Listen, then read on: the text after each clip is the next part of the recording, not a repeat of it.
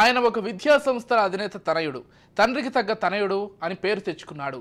విద్యా సంస్థల ద్వారా మెరుగైన విద్యను అందించి ఎంతో మంది విద్యార్థులకు మార్గదర్శకంగా నిలిచారు.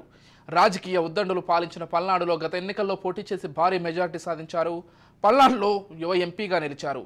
నరసరావుపేట పార్లమెంట్లో 5 ఏళ్లలో ఎన్నో అభివృద్ధి కార్యక్రమాలు చేసి చూపించారు. ఆయనకున్న చదువు విజ్ఞానంతో బీజేపీ కేంద్ర అగ్రనేతల సహకారంతో పల్నాడులో విప్లవాత్మక మార్పులు తీసుకువచ్చి దశాబ్దాలుగా సమస్యలను అభివృద్ధి చేసి చూపించాడు. ఇక ఇంతకు ఎవరు ఆయన అనుకుంటున్నారా? ఆయనే నరసరావుపేట ఎంపీ లావు శ్రీకృష్ణదేవరాయలు.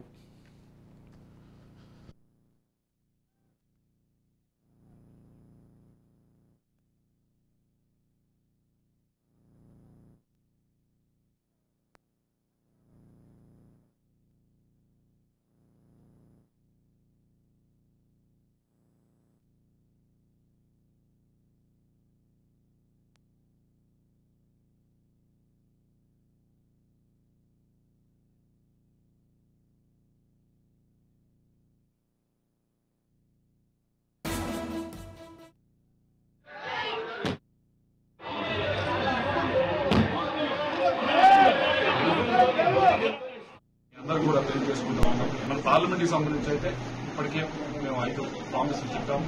ఏదైతే నాగార్జున సాగర్ సంబంధించి రైట్ కెనాల్ ఈ సంవత్సరం ఎండిపోయింది, నీళ్లు లేని పరిస్థితి శుద్ధీకరించడానికి అన్ని విధాలా కూడా ఏదైతే గోదావరి నుంచి నీళ్ళు తీసుకొచ్చి పోటీ నగరికల దగ్గర ఉందో అది అన్ని విధాలుగా అయ్యే విధంగా మేము చూస్తామని మీ అందరికీ కూడా తెలియజేస్తూ వీటితో పాటు ఇంటింటి కుళాయి కూడా తాగునీటి సమస్య సాగునీటి సమస్య పైన వచ్చే 5 సంవత్సరాలు పూర్తి దృష్టి కేంద్రీకరిస్తామని చెప్పి ఎన్నికలైన తర్వాత